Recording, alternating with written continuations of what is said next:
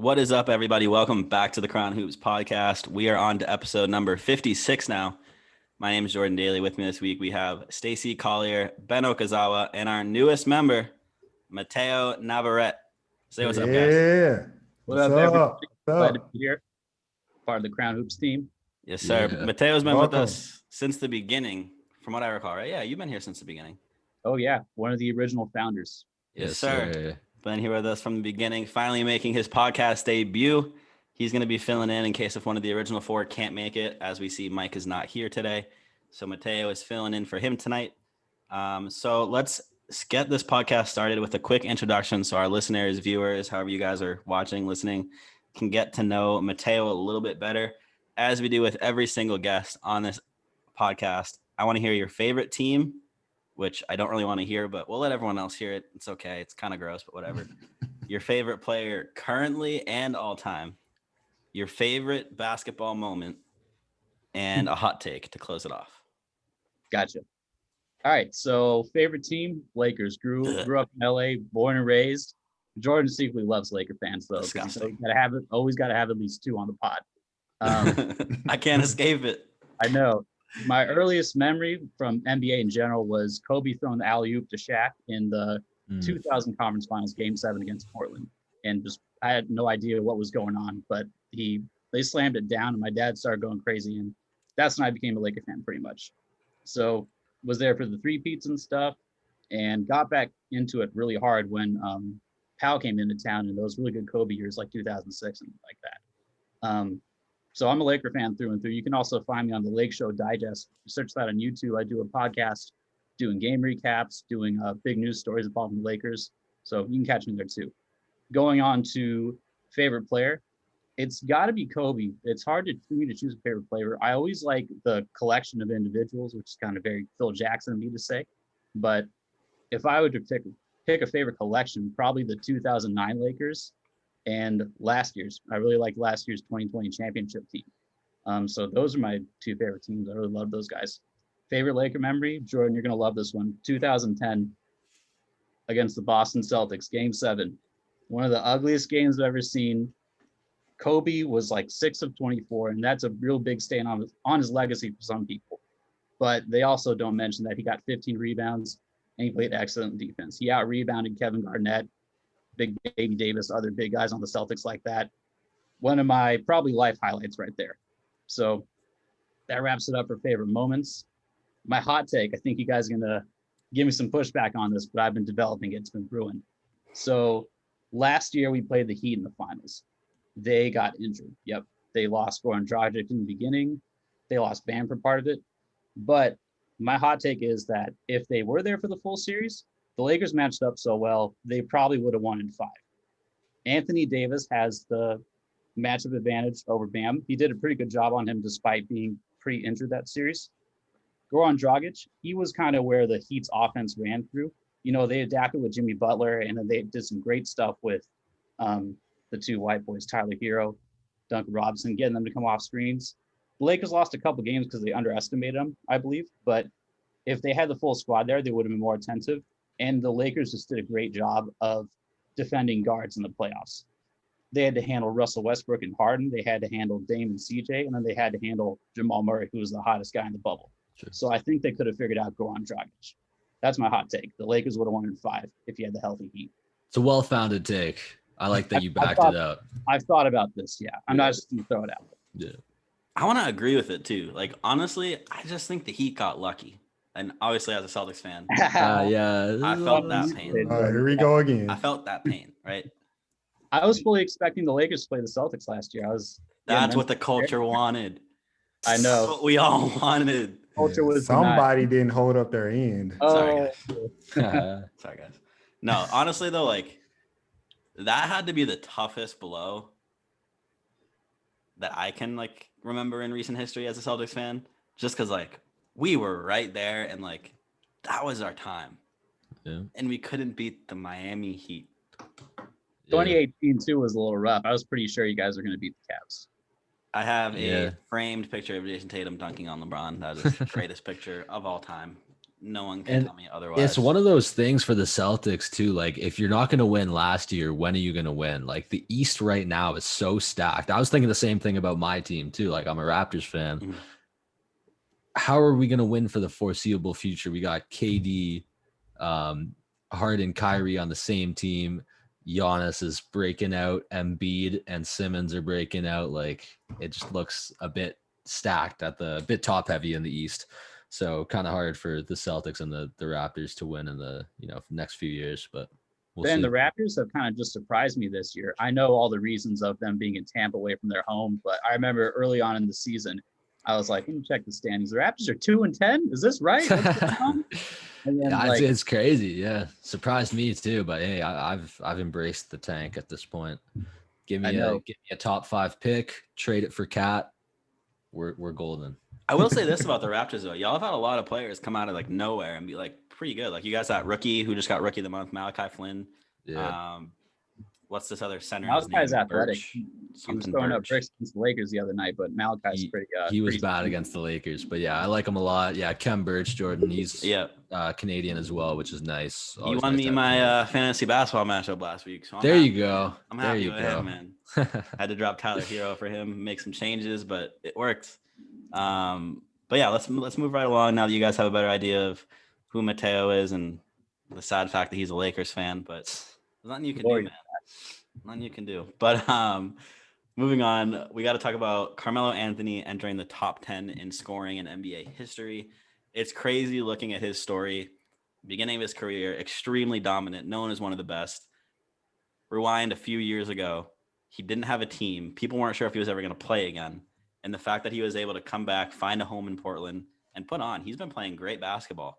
So I'm really happy to see him finally get some recognition like that. Kind of want to get all of your thoughts on that and kind of a little bit about Carmelo's story in general. Ben, we'll start with you. Yeah, I love it, man. Like, people were kind of branding him when he was out of the league. People were branding him as a selfish basketball player. That whole kind of stint, and he had his couple weeks in Houston, season in OKC after leaving the Knicks, but he kind of proved everyone wrong. He turned it all on its head in Portland, and past 2 seasons, he's been great as sort of a role player for them. So that's, I think, what I love to see more than anything is kind of embracing how he's aged the same way Vince Carter did, because Vince was a role player on kind of borderline contender, kind of lottery teams for a long time towards the end of his career. And he's going to go down as, the player with like the best longevity of all time. Cause even still, he's like 42 and he's averaging 7 points per game on a pretty bad Hawks team, to be fair. But he's still doing it at 42 and he has a lot of respect from everyone because of that. So it's nice to see Melo, who's, I think, one of the best scorers of our generation, kind of starting to get that recognition. And it's good to see that he was able to bounce back from what was, I'm sure, a pretty terrible time in his life. So obviously, we never saw Carmelo get a ring yet, at least. Do you think he's a Hall of Fame lock without a ring? I was just thinking with that. Sorry to cut in. I was just thinking, okay. if you can say Melo top 10 scorer of all time, that feels like a good argument for first ballot, doesn't it? Yeah, I agree. And I think NBA Hall of Fame is probably easier to get into than any other major sports league Hall of Fame. NFL Hall of Fame is ridiculously hard to get into. You had guys like Terrell Owens who took, them a while to get into the Hall of Fame. And then in the NBA, what was the most egregious one? Vlade Divac is a Hall of Famer. Come on. He is? Vlade Divac is a Hall of Famer, which makes no sense to me. But yeah, what more stingy like the NFL? I feel like it would have a little more weight to it. I agree for sure. But I mean, if Vlade Divac, this is how I kind of always base it off. If Vlade Divac is a Hall of Famer, this person should be a Hall of Famer. That person should be a Hall of Famer. Melo should be, no question, a first ballot Hall of Famer, in my opinion. People forget how good he was in Denver. It's especially annoying when the NBA Twitter kids who are 13 and haven't been around for anything yet come on and just trash Melo and be like, do you know what this man did? Just a few years ago, you guys are missing the point here. It's crazy. I definitely think he's a lock for. There needs to be a way to verify ages before you can tweet. I need to see you don't have a driver's license or something. Only send out like one tweet a month or something like that. I don't know. Let's just create like an adult social media. I know that may sound wrong. It Let's has a connotation to it. take Doesn't that task away. Stacey, what are your thoughts on Carmelo entering the top 10? I think like y'all was just alluding to, a lot of people need to recognize Carmelo Anthony is one of the best scorers, one of the best overall players of all time. I don't think he gets his respect that much. I've been on board of saying this about Carmelo's career, and I said this on the podcast. I don't know how y'all feel about it, but I think like as far as impact on the game, Melo should have been up there where LeBron is. Like he has the same talents. Like he can do the same things, but it just didn't pan out for him. I think he got the bad roll of the dice in Denver, then like George Karl there as a coach, then go to the Knicks. The Knicks are highly dysfunctional, didn't really bring anybody in except Maury Stoudemire, and that didn't last that long. And then OKC was just a bad fit. He got done wrong in Houston, and I'm glad that he, bounced back and he's with the Portland Trail Blazers. But I think Melo should be getting his due. I think it's disrespectful for people even to question whether this man is a Hall of Famer or not. Like, he's literally in the top 10 scoring of all time. The rest of the guys ahead of him are Hall of Famers. The guy he passed up is a Hall of Famer. Like, why are we questioning whether he should be in the Hall of Fame or not? Because he has no rings? Allen Iverson don't have any rings. I mean, so why not Melo be a first ballot Hall of Fame? I never understood that, but I think it's time just look at Melo as a player. Just look at him as a player, like great overall. Could have been greater, could have had a greater career, could have got a ring or two, but definitely one of the best scorers we've seen and very, very talented. Mateo, what are you thinking about all this? I agree with a lot of what you guys said. Really happy to see him get another shot at it in Portland. And if they didn't give him a shot at it, he wouldn't have this placement in the top 10 of all time. Going back to my Laker memories, I have a great memory of the 2009 season. Me and Matt Huff always talk about this, our other buddy at Crown Hoops. In game one, Kobe and Melo had one of the best scorers duels I've ever seen. And Melo had maybe 30 more pounds of muscle on Kobe, but Kobe was still fighting. And it was just a great back and forth. That's one of my favorite games of all time, just because of that Kobe-Melo duel. So that's one of my favorite Melo memories. And I'm just happy to see him get his flowers like that. So I agree with most of what you guys said. Yeah. Awesome. All right. Well, let's move on to the next topic of the episode. Before this episode, us four were talking about, the refs and some recent technicals that were called on players. And that kind of just got us talking into a discussion about refereeing this season and honestly how bad it's been in general. Two of the incidents we were talking about right before recording was Luka getting ejected the other night. A lot of people on Twitter thought it was just because he looked at a ref the wrong way, which wasn't true. He did toss the ball. Do I think that's right for an ejection? No. A technical, yeah. Not an ejection, though. Marcus Smart got ejected the other night from a game where it looked like he punched someone, but I think it was just, the refs kind of picking up on old habits and knowing what type of player Marcus Smart is, and they ejected him for that. Do I think it was ejection worthy? No. Technical, yes. So I kind of want to get your thoughts on how can the refs improve and move forward? Obviously, we've seen a lot of players be vocal about honestly how terrible the refs have been this year. How can the NBA fix this issue? How can the NBA move past this? Stacey, we'll start with you this time. Just let me ref the game. I won't call none of this. Just let me ref it. I won't call no ball slamming or punch it thrown. None of that. We're gonna catch Stacey sitting on the sideline with popcorn and like, yeah, they're good. Just let them go. Just let them go. Nothing too crazy happening. But I think from a human standpoint, though, I think the refs are tired too, because not only players got to go back to back and all that, the refs got to do all that too. They got a tight schedule, a tight window. And, it is pressure on them to perform every night. And maybe they're mentally drained. That's the human side. But it does need to be fixed. And I think the NBA needs to go back during the off season and reassess what's tech worthy, what's ejection worthy, and all that. Because, like you just said, it is getting out of hand. I'm sick of these little bitty things. You know, out of frustration for the players, they got a lot on the line. They trying to get to the playoffs, not have that play in. Some of them playing for contract next season, all that. You know, just let them vent a little bit, as long as they don't get, you know, too crazy or threaten anybody or hit anybody or none of that. So the NBA really do need to focus on refereeing like in the off season and like readjust the guidelines to a technical or what's a foul even, or who should get thrown out for what. Like, it is getting crazy. But I kind of understand from their standpoint. They probably just like, you know, just tired and just trying to get through the game. Stacey, let me ask you this. Would you rather have reffing how it is now or how it was back in like the 80s where nothing was a foul? Oh, we can't have like the 80s like this. They was killing each other out there. If you had to pick, though, which one are you going with? Can I just, I would rather have the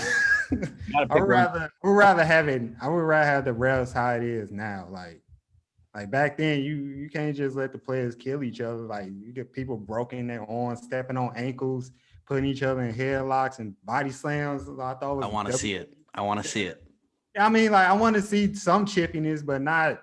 I don't want to see no UFC fight on the floor at the same time. So, I mean, I'd rather have it. They just need to the refs these days just need to calm down and relax and not think they like the stars of the show. I think some of these refs got like huge egos. So you can tell a ref has a big ego when they take like 8 seconds to call a charge. You know what I mean? They want the spotlight on them, so they'll blow the whistle and they won't let you know. And then just for show, just for the drama. Yeah. I will say this though: have any of you guys ever reffed a basketball game? So hard, dude. Let me tell you this, right? I went to a military school for college. I got yelled at more reffing like second grade basketball. Yeah. The parents are ruthless. I don't think people understand like how much pressure these refs are on. Like, they're on national television. They're getting roasted on social media. They can't escape that. I don't think people understand how much pressure is on that job.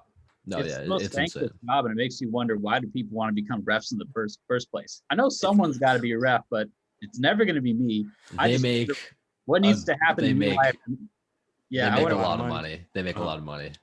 They do? Did they start making more? Because I think that's why the guy who cheated, that one famous ref who cheated, I think he was accepting bribes because he wasn't making enough. Yeah, he was. Yeah. So let me tell you this. I don't know the actual salary of what the refs make, but our guy Jermaine Jones, when he was on this podcast, he told us that mascots make 6 figures. So if mascots are making 6 figures, you can take a guess on how much refs. Yeah. It says entry-level referees for the NBA earn $600 per game or $250,000 per year as rookies. As rookies. That's all right. That's just according to Google. I don't know how accurate that is. That's the first thing that pops up on Google. Yeah. But man, so $250,000 US dollars. Like, I get what they do is hard. I'm get that what they do is hard. Off for the whole NBA season. I'm reffing every single game they throw at me. Yeah, man. I used to ref preschoolers, like 4 to 6 year olds. Oh, they got it. For $12 an hour. Which is well under Ontario's minimum wage, just so you guys know. And are you serious? That's under? Oh yeah. Ooh, it's like $7.25 here.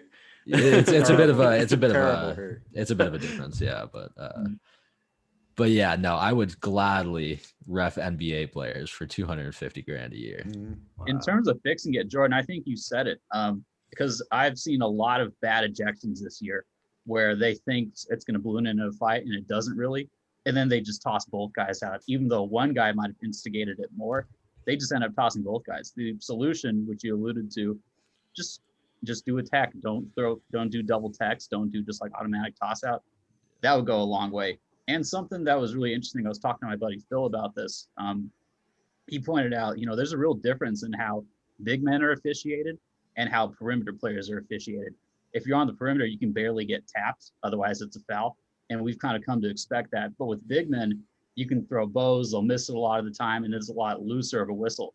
It only gets a little tighter when things start to get really chippy, and that's when the ejections come out. So another fix could be just make those a little closer to each other. Call the perimeter a little looser. Call the paint a little tighter, I guess. That's a fair point. I definitely agree with that, and it's something I haven't even really actually thought about. Like, big men in the paint are getting like bodied and destroyed, while like guys get hammered all the time. Yeah, you gotta be strong to be in there. And a lot of times, if you're strong, you'll power through a foul, and it'll look like you didn't get fouled. True. That could be an alternative. Yeah. I think the star treatment is also really bad too. Like, LeBron is known for like getting his way when a whistle is called, or if a whistle is not called, he'll go argue it, and then the next time down the court, the whistle will get blown if that's what he wanted. I feel like star treatment is definitely a thing in the NBA. Are you talking about like nowadays? Because we seen that back then. Always. I think it's Michael always Jordan. been an issue. Yeah, that was one of the craziest clips I've ever seen, is when Jordan told a ref, that's not what happened. Like, he fouled me. And the ref was like, are you sure, Michael? Michael's like, yep. And then he calls the foul. Yeah, I think it's absolutely a huge issue, and it always has been. They just need to act as if everyone is the same person. Obviously, it's hard when you're dealing with LeBron James, who has millions and millions and millions of followers and fans that are going to support him no matter what he does, versus some guy that signed a 10-day and entered the NBA yesterday. Obviously, there's a big difference there, but you need to treat everyone like they're the same. The second that the refs start adapting to the NBA players reacting to their calls is the second the game is over. Yeah, just to quickly add like my 2 cents, fixing the issue of bad reffing, soft reffing. I think there should be a committee within the league that can fine refs. I'm not sure if this already exists. It does, but yeah. That can fine refs if like a call they make is like super like it, Ben. Noticeably bad. You know what I mean? Like the Luka call, for instance, like I think we should start kind of regulating, and Stacey kind of touched on it earlier, but like have a strict guideline of what can be an ejection and what can be a flagrant 1 or a flagrant 2. I know there already is, but I think start enforcing it more, so you can't just toss players that, and then that just decreases the entertainment value for fans. It decreases the quality of the game for the players and the fans in the stadium as well. So you know, it's bad when analysts get on TV and tell you what type of referee you dealing with. And I seen it not only basketball, but any sport. Like, this ref let this go, this ref will call this, you know, like that's crazy. Like, the rules can be loosened according to what the head ref is. Yeah. I was finding nuts that Tony Brothers is a Lakers fan. Don't even get me started with that though. No, but back to what Ben said. I think there is like a committee like that, but I don't think they fine the refs. I think they just like review calls. They have like a ref committee, and you can like follow them on Twitter, and it's really funny if you do, because people just will like tweet at them like nasty things, like foul. I thought refs get grades though, and that's how they like. Oh, do they? High profile games and all that. I didn't know Is that right? That would make sense. Like you need a certain criteria to ref the Super Bowl. Yeah. Or in our case, the NBA Finals. But are you guys said all you need to say on that? Yeah, I want to agree with you, man. If there's a little more accountability, maybe a fine or something like that. But if you hold them a little more accountable in some way, maybe we'll start seeing some calls that are more true to the game. You know. For sure. Yeah, that makes a lot of sense. In that case, let's move on to the fun part of the podcast. We had an idea. I think it was Mateo's idea, so shout out to Mateo for this. In honor of already making great contributions. Exactly. In honor of Cinco de Mayo, these guys are gonna shoot tequila. I'm gonna shoot not tequila. Yeah, I don't have tequila either. Okay, respect. Oh yeah. You can drink in Canada, I guess. Oh, Stacey's just going. Stacey didn't want to wait anymore. Stacey didn't want to wait anymore. I'm civilized. Stacey was like, I just want my alcohol, man. All right, that's fine. We got Fireball because it's hot take segment. Hot spice. Jordan's a wild one for that Fireball, dude. Fireball, man. He's trying to get a sponsor. I respect the hustle. Hot takes by Fireball. Imagine if that was a thing. Let's make that smart. Video just gets taken down. Fireball sues us. Yeah. Good call. It's actually just apple juice with a different label on it. And Mateo's drinking water right now. It's all good, man. Just water, everyone. Water. Yeah, like it's not water. Happy Cinco de Mayo, guys. Woo. Cheers. Yes, sir. All right. So we're getting into our hot takes now. Yahoo's Dylan Hernandez wrote an article, pretty opinionated, which I guess must have been the point of it, but super kind of black and white. He does not think the Lakers have any chance of making it to the finals anymore at this point. Really? Yeah, I guess Mateo, as the guest Lakers fan or as our new Lakers fan, I want to hear what you have to say, because he didn't say anything about injuries. He just said, at this point, Lakers not making the finals. What do you think about that? To be black and white about it is really stupid and just geared at getting a reaction, which is, Yeah. That's the basis of, it was an article, right, on Yahoo. So he was looking for the clicks. But earlier this week, after we played your Toronto Raptors, Ben, I was really concerned. I'm like, AD does not look healthy. The team did not look interested. In the times when we needed to go on a run, we had our championship core guys in there, and they just kind of gave up. I'm like, why are we losing to the Raptors right now? We lost pretty convincingly. If LeBron and AD aren't healthy or suffer a setback, it's not out of place to say that they won't win the championship, because that's totally in play. But to be black and white about it right now when they still have 8 games to ramp up, 7 or 8, that's just stupid. Yeah. So AD made some strides last game in that Denver game. He looked really good. He made a game-winning defensive block. LeBron had a little, they're not calling it a setback, but he, just, I guess it is a setback is another way to call it. He came back a little too soon, probably because he wanted to help win some games. Anyways, he's out a couple more games.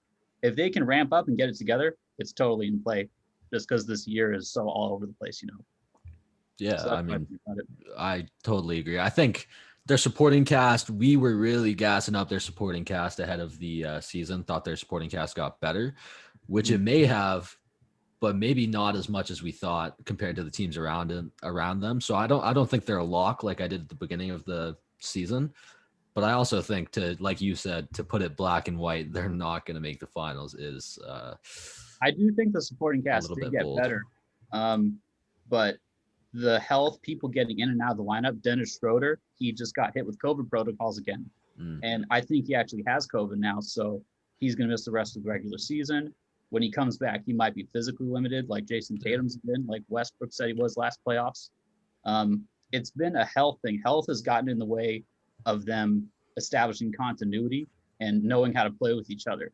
The reason why guys like the Suns and the Jazz have started off the year so hot, I was talking about it with Stacey on this podcast. We were getting into it. The Jazz had a ton of continuity. 9 of their players were returning from last year's playoff team, so they knew how to play with each other. They hadn't gotten that hurt really either.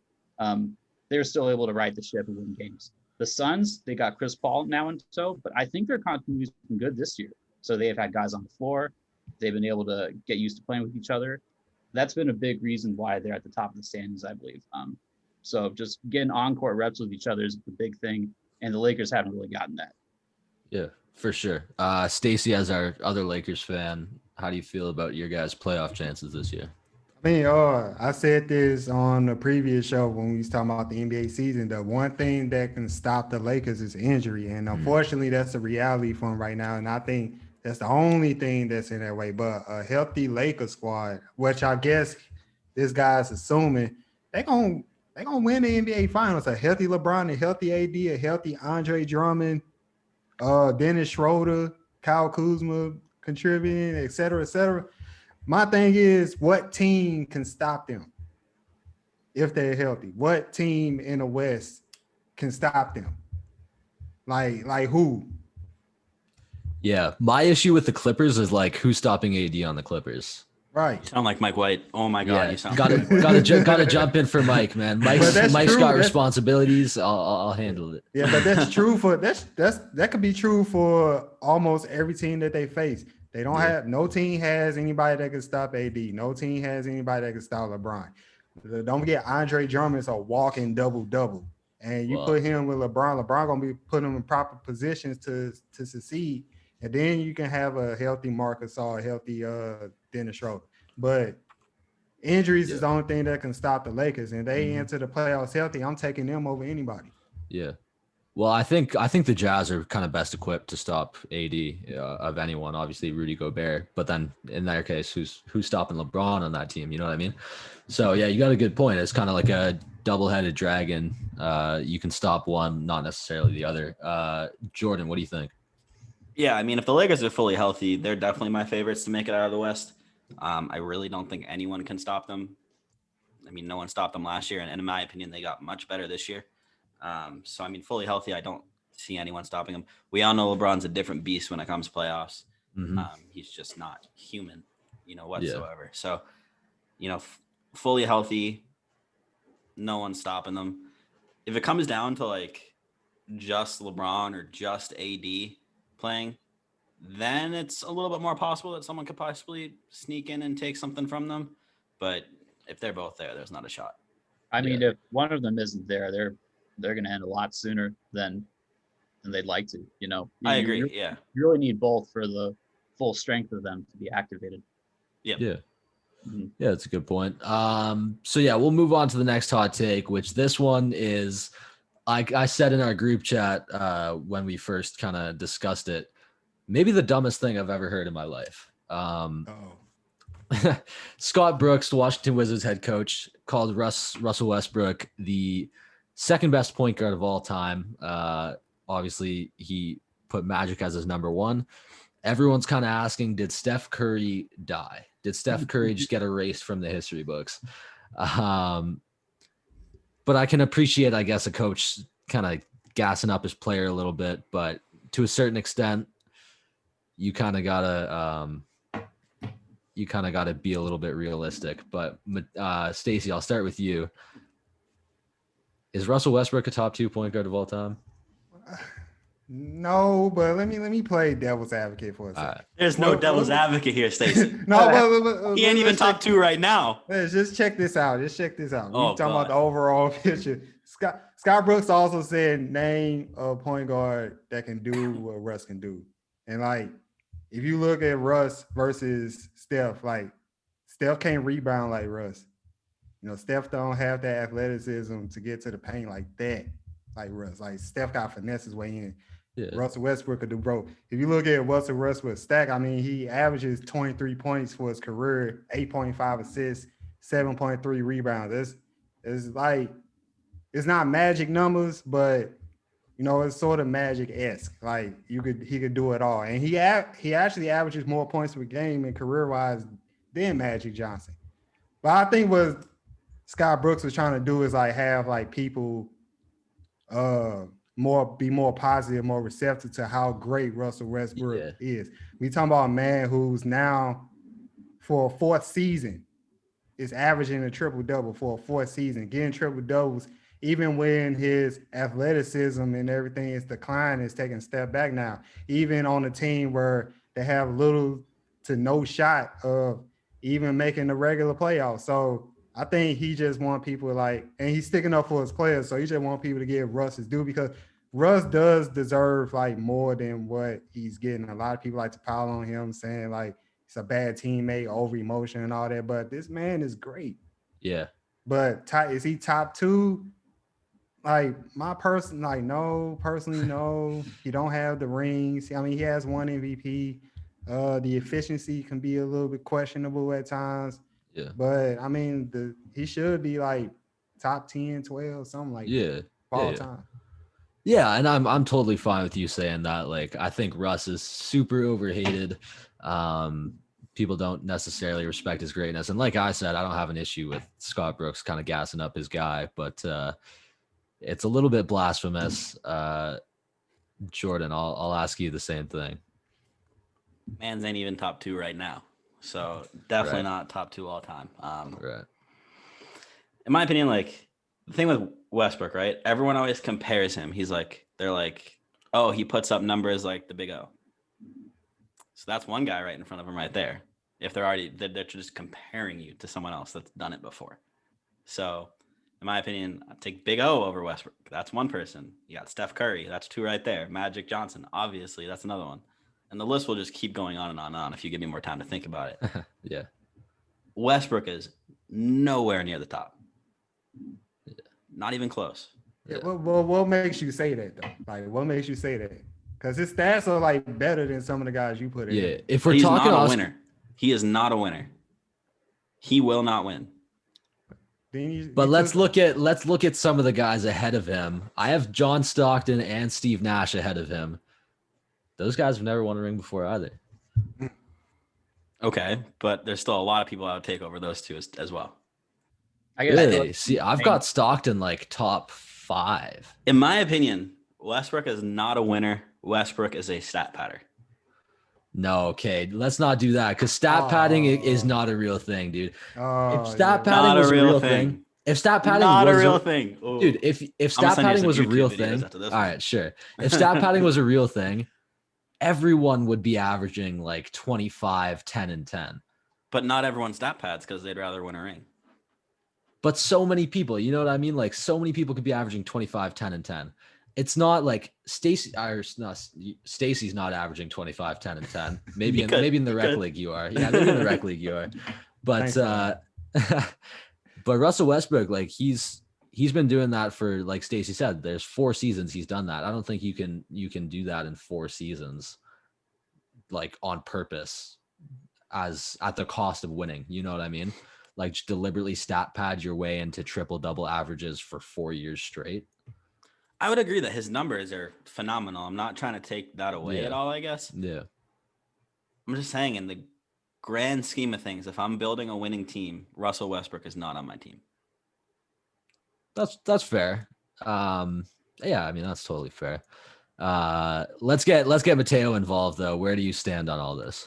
I like Russ a lot. I've always loved his heart and his just willingness to put all of himself out there to try and get the win, but he doesn't always get the win. I think a lot of these go top 2, top 5, top 10 lists come down to what you value in players. This YouTuber MDJ did a really good video on it. It's kind of influenced my view on the GOAT debate. If you view stats as the most important thing, you might think, well, Chamberlain is the GOAT. If you view closing as the most important thing and just aggressive, kind of alpha male, just do whatever it takes to win, you might think Kobe or Jordan's the GOAT. If you value a guy who does it all and still has that closer in him, you might think LeBron is the GOAT. It sounds like Scott Brooks values a guy who does it all. That's a point guard, which may be his thinking of why Westbrook would be top 2. Magic has does it all, but he has that those rings to go with it. So I think that's a big reason of what fuels the debate. Westbrook is a guy that gets rebounds, points, and assists. He might have stat padded a bit in his his MVP year, but I think in general, I think he's always, trying to get the win no matter what. That's just kind of what's in him. But yeah, it comes down to what you value. Scott Brooks seems to value a guy who gets stats and does it all. And he might have been just gassing off a bit just to get him more in the conversation. He might not totally believe he's top 2, but he'll just say that to get people to say, oh, okay, maybe he's top 5, Yeah. Yeah. That, I mean, again, like you kind of said, similar to Stacey, I think that's fair.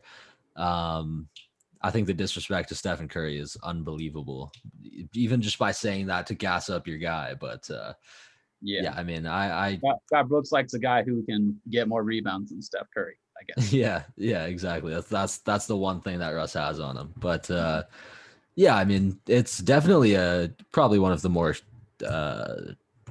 kind of real debates that we've had in a little while where we don't all agree on something. So thanks to Scott Brooks for bringing that up. But yeah, that was our last hot take. So I'll pass it back to Jordan for the next topic. All right, Mateo, you got me interested now. Who's your GOAT? Oh, my GOAT? Oh, he's thinking. I don't like to answer this because they do different things. I think I would probably say, and this is part because I didn't see Michael Jordan, I think I would say LeBron's my GOAT. Not bad. Not bad at all. Yeah, I feel like I'm not mad at that. I feel like I can't comment on Michael Jordan because I didn't watch him live. I was too young. That's fair. I can talk about the GOAT players. Sorry to cut you off, Ben. I can talk about the GOAT players I've seen. I like guys that can do it all. So I think LeBron would probably be my GOAT. But Kobe is my favorite player of all time. And if we're going to talk about who can get you the last shot, I'll take Kobe over LeBron. All right. So I'm just curious. Who's your top 5? I need to hear this now. I'm into this now. I haven't even. Let me get comfy real quick. All right. I know you're putting me on the spot. I haven't even. I probably should have come with this.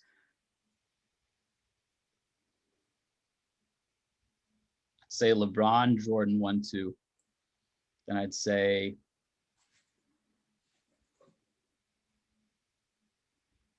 I want to say Bill Russell, but dude, the era, man, the 60s and stuff. I don't know. Bill Russell's not in my top 10, just so you know. I know. I think if we just got to talk about like skills and whatnot, I'd say LeBron, Jordan,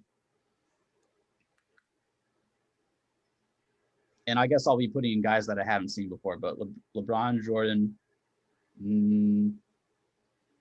Kobe, Magic, and I don't know who'd put for the fifth, but if I have to do an answer, let's see, going blank. Shaq. Okay. And that's mostly by just guys that I've seen and my weird ass criteria. So if you gave me a little more time to think about it. Yeah, for sure. Come Very back on to the it. very on the spot. That's fair. Yeah. That's fair. What I do want to say is what I'm very interested in is I find that it's always the younger people that say their LeBron is their GOAT. I think you're the oldest one here. And you just said 29. Yeah. Yeah, and I think you just said LeBron's your GOAT. So I think that's really interesting. Maybe that's because it's definitely a generation. Lakers, and you're a Lakers fan. Come on.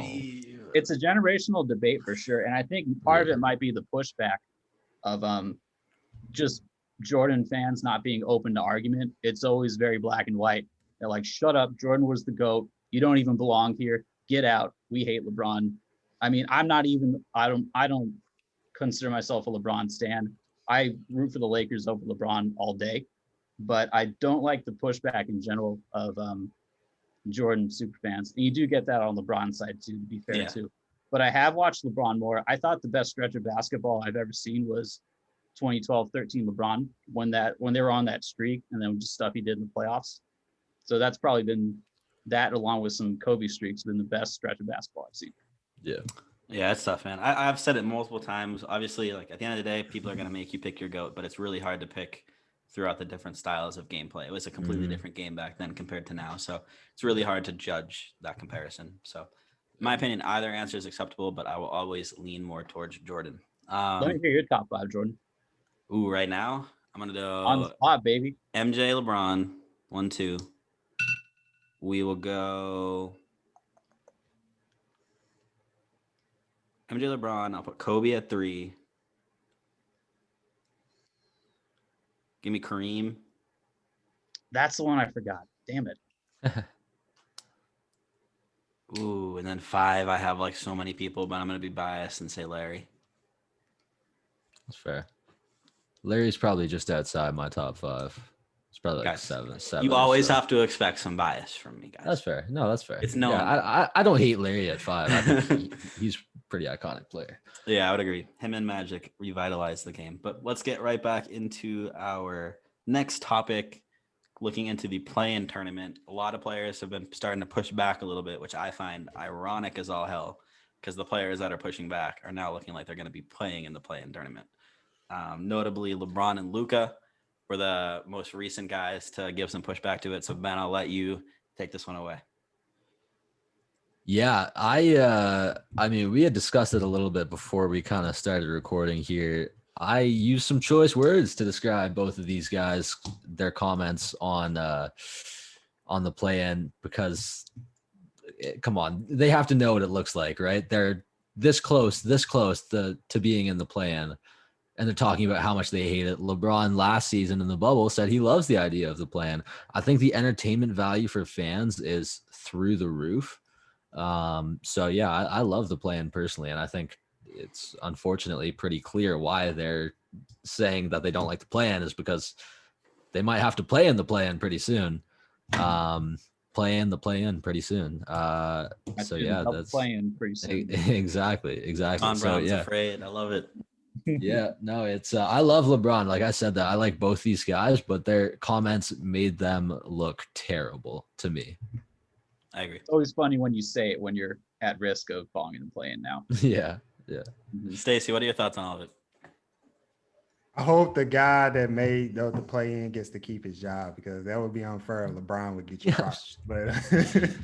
But I said this before, and I said it again. As far as entertainment, revenue, getting streams or whatever, cool. Mm-hmm. But it's a terrible idea for the 7 and AC, because I think that if you get the 7 and AC, you earned the right to be in the playoffs. You shouldn't have to fight to keep your spot. And then after that, you gotta go play the top 2 teams in the conference. So like, it's very unfair for the 7 and 8 seed. And hopefully there's like a one and done thing. I think they only doing it because, you know, they cut the season short to 72 games and they just trying to add a couple more.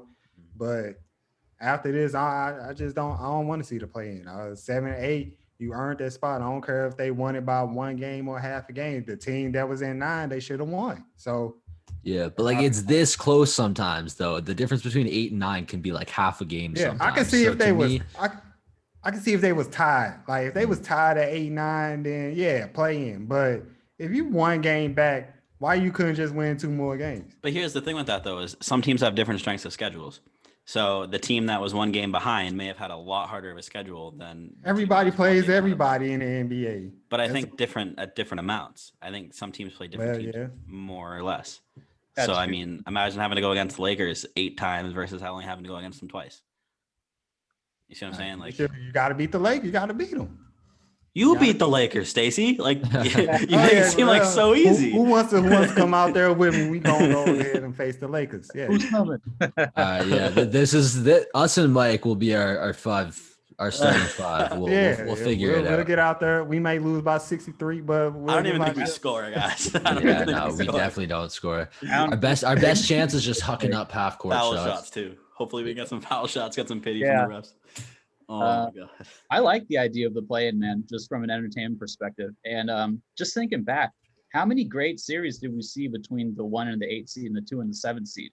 I think I remember the reason why the play-in sounded kind of appealing was because usually those series sucked. It was a wash, 1 versus 8, 2 versus 7. So I like the idea of a little bit extra entertainment. And in the case of LeBron and Luka, just win your damn games, man. Just win them so it doesn't matter. We've had the capability, just speaking for the Lakers, we've had the capability to win some games that we wouldn't even be in this position. So just win your damn games. And I like the idea of the plan. If LeBron wants to be the GOAT and he's worried about a little competition between the 8th and 9th seed, my GOAT couldn't Jordan, be. Legacy already cemented. I mean, I don't think it matters. All right. Any other thoughts on that before we move on to the next one? No. I'm looking forward to it, to be honest. I think you guys think the Lakers are going to fall into the play-in? No, I think they'll pull it off. Yeah. The league won't let them make the play-in. Yeah. Moving on, getting to talk about my favorite person in the NBA, Kyrie Irving. We all know my feelings on him. Was recently fined $35,000 for not speaking to the media post-game. Obviously, this is the thing that happened over time. He just consistently kept refusing to go out and talk to the media after the game. I kind of want to get your thoughts on whether you think this fine is acceptable or not to you guys. In my opinion, through all the different NBA players I've talked to, I'm on Kyrie's side on this one. I think the fine is outrageous. I don't think it should have been given. One of the guys that we've had on this podcast, Jermaine Jones, is a huge mental health advocate now. And he's talked about what it's like playing in the NBA and all the mental health things that go on behind the scenes.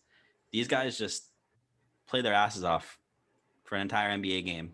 It's a lot of work. They're probably exhausted. There's other things going on in their life aside from basketball. If they don't want to talk to the media right after the game, I don't think they should have to. Obviously, I get why they want them to, because that helps bring in money for the NBA, that whole entertainment side of things. But why can't you just get their thoughts on it the next day at practice or whatever? Obviously, I don't think players should be allowed to completely just avoid the media straight out. But if they don't want to talk to the media right after a game, I really don't think they should have to. So I wanted to get your thoughts on that and that whole fine issue. Mateo, we'll start with you. I like the idea of just letting a player decompress after the game. Just don't bother him. I think just respect them as individuals.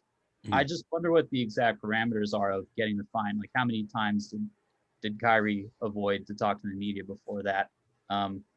I guess in general, it'd be cool if there was no fine, because it kind of looks bad on the media's part that they're just like, you have to talk to me when. Mm-hmm. So that's kind of what I think about it. Yeah, I think it's good to just let players have their space. Yeah, I agree. Stacey, what are you thinking? Yeah, exactly. I always hated that the players are forced to talk to the media when they don't want to, especially after a big loss. Like you see that after the NBA Finals, like after the trophy, the series closed out. You see that after the Super Bowl, like minutes after, and when players get dressed and all that, they have to go talk and explain what happened. And I think that's very unfair, and it could be mentally draining. I think should allow the players get them some space. The losers, I guess, in the game or whatever, give them some space. Let them calm down because the emotions are high. They might say something they'll regret, and then just talk to them like a day after. I mean, what's the big rush all about? I just hate how the media just like pushes upon like players, especially those star players. They got to explain what happened. Like there could be like a bad play, or they could miss like the game-winning shot or something. It's hard to talk to people after something bad just happened. Just leave them alone. Just relax. Let them breathe. They're gonna talk to players. Gonna talk to the media anyway. They're gonna talk to them when they get ready to, because not only that's the entertainment, but that's how you get like endorsement deals, grow your brand, and all that stuff. So just let them breathe for a minute. Just thinking of a guy who's using the media to his advantage. Anthony Edwards, you guys been seeing the post game he's been doing? Yeah, he's a funny dude, man. He's definitely growing a brand and a personality because of that. So NBA Bo, a guy on Twitter, he said he's got like a little bit of Charles Barkley in him, which I think is in terms of his media interviews and stuff like that. Good comparison for him, I think. He also learned who A-Rod was through going through his media days. So. Yeah. Which is something Charles Barkley might say too if he was like, who the hell's A-Rod? I don't know. Ben, how are you feeling on all this? Yeah, I mean, I think to a certain degree, like the four of us are members of the media industry to a certain extent. Obviously not, on the same level as these people who are asking guys questions after games. So from that perspective, we're kind of like, why don't you want to talk to us? We're awesome to be around. But obviously, if you look at it from like a human perspective, yeah, like totally. Why would they want to talk to why would they want to get crowded? Especially if you think about like when it's not the Zoom environment kind of thing and it's locker room scrums and you're just got off a tough loss and it's, a bad moment in your professional career and you gotta like just get crowded by like 13 sweaty little white guys in the locker room just crowding around you and asking you all sorts of questions about why you sucked that game. Like, obviously that's not good for anyone's mental health in that situation. So I completely understand why Kyrie is not showing up to these post-game interviews, and I wouldn't if I were him either. I don't think he should. And he has the money to soak these fines, so I think he should keep not showing up, honestly. Bouncing back to Westbrook, though. Westbrook has the best answers when he doesn't want to talk to the media. I don't know if you guys have ever seen it. If you get a chance, I'm not going to repeat anything he said right now, but go search Russell Westbrook, like funny media moments. He just like rags on him. He lets him have it. It's hysterical. But I will say I think it's tough for the players to like know who to trust. And like, I feel like, obviously myself, I've worked with a lot of ex-NBA players. So I kind of see like where they're coming from on this instance. So like a lot of the guys I've worked with at first, they're very hesitant. They're like, okay, what is this guy looking for? What does this guy want from me? And I'm sure that's how the NBA players see the media. They're like, okay, what are they trying to get out of me? How are they trying to twist my words here? So it's probably just like a huge stressful moment for them as well, because they know one slip of the tongue, one wrong word, one wrong statement, it's going to be everywhere within seconds. Yeah. So it's a lot of pressure on these guys. I mean, if I was an NBA player, I just lost a tough game. Something in my personal life happened. I don't want to go up and be center stage answering questions, hoping I don't say something wrong where I'm in the national spotlight. It's really tough for these guys. And I don't think they get that seen like that. I don't think people understand the pressures that these guys are facing on a nightly basis. So it's tough. It's really tough. What you said in your explanation of the question, you're alluding to like if there's a grace period of just, hey, maybe just talk to him the next day at practice. Mm-hmm. Admittedly, there hasn't been a lot of practices this year because of the condensed schedule and COVID. But hey, if there's like a little grace period like that, and hey, maybe it exists already, we just don't know about it. But that seems pretty fair. Maybe you don't want to talk right after it, but to fulfill that obligation if you have to. Give them a night to cool down. I agree. I mean, in my opinion, it's like basic human courtesy. Just give them their space. If they don't want to talk, don't force them to talk, because they're not going to give you what you want regardless. And the media doesn't want to talk to a grumpy dude because it just makes their life, their job less enjoyable. So yeah, I think they're just hoping they can get something for clicks or for views or whatever. So no reporters going like, oh boy, I hope Russell Westbrook cusses me out. Oh, no one wants that. So yeah, players don't want it. The media don't want it. Maybe give people a little leeway. Well, what's weird about this is it's not the media finding him. It's the NBA as a league finding him. Yeah. So that's true. Yeah, it's the NBA. It's the NBA that needs to step back and be like, okay, if they don't want to talk, don't make them talk. It's sad because, like, in my opinion, the NBA Players Association should be stepping in here and doing something about this, but maybe they are. I don't know. And the NBA too is seen, just real quick, is seen as like such a players first league. Yeah. And the fact that they're not doing anything about this is a little bit questionable. I agree. The last thing on this, the reason why maybe they don't want to give a grace period like that is just because you always got to keep churning out content. And hey, maybe a grumpy interview is still good, engaging content. That's the way they hold and foster a fandom. So 24-hour news cycle. I know they got to keep up with the other 24-hour news cycles. So maybe that's a reason why they'll just keep the rules the way they are. I hope they can fix it. But let's move on to our last topic of the night, bringing it back. Since we got a new member, we figured we'd treat him to this little mystery player debate. So, yes, Stacey, I'm gonna let you take it over now. All right, we got two players. We back with it. Both on point guards. These are their career stats. Both on point guards. Player A, 19.2 points per game, 9.3 assists, 3.6 rebounds, 1.9 steals, shot 45.2% overall. 29% from three, and 75.9 at the free throw. Player B, 18.3 points per game, going with 9.4 assists, 4.5 rebounds, 2.1 steals, 47% overall, 37% from three, and 87.3% from the free throw. So, who would you guys rather have? Let's answer that first, Mateo. Who would you guys rather have, player A or player B? Player B, because they got the better free throw and three percentage and comparable assist numbers. Can I take a guess, or are we going to go around first? We're going to go around and then go around first. Yeah. Oh, who do I think it is? Jordan, Ben, player A, player B. I'm taking player B hands down. He's better in pretty much every single stat except for points. And it's only a 1 point difference. In his shooting percentages are much better, specifically the 3-point line. So hands down, no debate here, player B. Yeah. To me, this feels like a trick question because I would easily go player B, largely just because of the 3-point percentage and then the rest of the stats. Why do I feel like Stacey's about to pull a fast one on me? That's what I'm saying. It's going to be like player B is going to be Jose Calderon and player A is going to be like Chris Paul or something like that. Jose Calderon's like EuroLeague stats, right? Exactly. I go player B for sure. Okay, sweet. Players are player B. All right, who are they? Who's player A? Who's player B? Mateo, you say you know. I feel good about my answer. Player A, Kyle Lowry. Player B, Chris Paul. Player A is not Kyle Lowry. Player B is Chris Paul. Player B is Chris Paul. Yeah, that was my guess too. Are these guys both, like, I know Chris Paul is an active player. Is player A like an active player in the league right now? Player A is retired. Player's retired. Okay. Hall of I was gonna think around like Ben Simmons, but then I was like, oh, that 3-point percentage is way too high for Ben Simmons. No, sir. I didn't think about retired players. Yeah, you guys go ahead and guess. I'm gonna think about it. 9 assists is a big deal. Point guard. Hall of Famer. Era are we talking? Yeah, what era are we talking here? I feel like the era is going to give it away. It might give it away. I feel like it's going to it's like, I would say the clue, but I think the clues would get away. I would say like he played for one team, 12. John Stockton. 12 years. No, not John Stockton. 12 years, I believe, 12, 13 years, something like that. Interesting.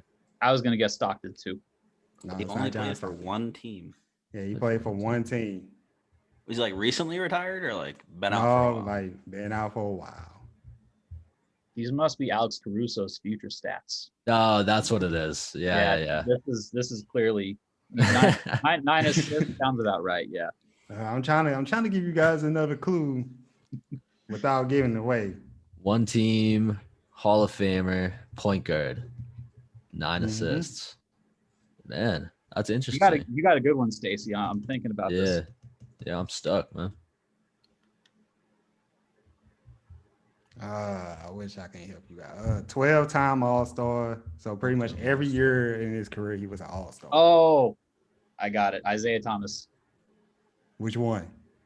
Stacey. Yes. Which one? Yes, Obviously 5'9". Isaiah with an A. Yeah, it's Wow. Isaiah Thomas. Career per 36 stats. Yeah, I will happily stick with Chris Paul over Isaiah Thomas, but I think it's very close. Like I think they both had great careers. I think. So are those his career stats or are those like one season? Oh, those career stats. For both of them? Yeah, for both. Wow. 29% from three. People probably thought, wow, what a great 3-point percentage back then. Yeah, exactly. What's crazy to me about this though is like Isaiah Thomas is known as one of the NBA greats, and I feel like Chris Paul does not get that respect at all. I think I'm kind of in favor of Chris Paul getting a little more shine. I feel like a lot He of makes times, every team he's on extremely better. look what we've seen the last 2 years, man. And he has had moments where he hasn't come up clutch. We can slander him for that, sure, but I think a lot of the time he's come up big in really intense games, and he's gotten the better of some really good players. It just hasn't always been in the deep rounds of the playoffs, which is, hey, that rules our basketball discourse. If it doesn't happen in the finals or conference finals, then you're trash, according to some people. But I think he just get injured at the wrong time. Yeah, it always happens. He would have beat the Warriors. And that Rockets team. That's what I'm saying. That Rockets team collapsed after he left. And they would have gone to the finals if he was healthy in Game 7. Like I think there's no question about that. It would have beat LeBron too. That would have been how different would the discourse be, man? Exactly. Okay, I got a question about Chris Paul. I've been hearing him lately being mentioned as far as like he should be the MVP. Like it's been like Jokic and Embiid, back and forth. Jokic pulling away a little bit, but now Chris Paul is getting strong consideration. Would you guys have Chris Paul as your MVP or at least on the ballot for MVP? I think he should be on the ballot for sure, but I don't think he will win MVP. But definitely ballot worthy for sure. Yeah. It's crazy how you define value. Like we talked about definitions earlier, like Mateo was saying with his GOAT debate. If you look purely at value, I think Chris Paul has way more of an argument than most people would expect just by looking at the numbers. But I think he should still be third. Jokic has been incredibly valuable to his team this year, especially with Jamal Murray going down for the season. And same thing with Embiid. Like without Embiid, the Sixers are not that good of a team. So I think he should be top 3 to me. And I think Giannis and him is super close because Giannis is way better numbers and also pretty valuable to his team. But I'd go Chris Paul should be on the ballot for sure. Mm-hmm. Yeah, definitely.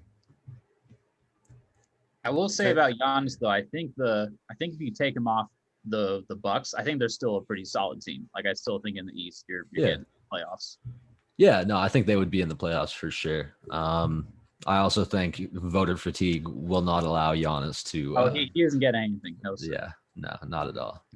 Yeah, but it's an interesting question, man, because you feel like we talk about value. You feel like Chris Paul's got to be comparable. Mm-hmm. I mean, the Suns did take a leap in the bubble. Huge leap. Yeah. They aren't in the position they are without Chris Paul.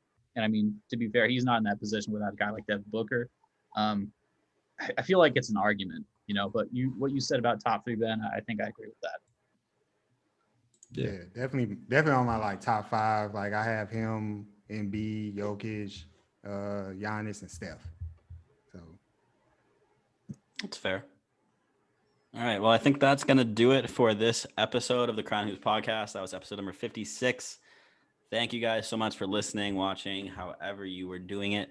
As always, my name is Daly. With me this week, we had Stacey Collier, Ben Okazawa, and our new member, Mateo Navarrette. And we will see you guys next week. Peace.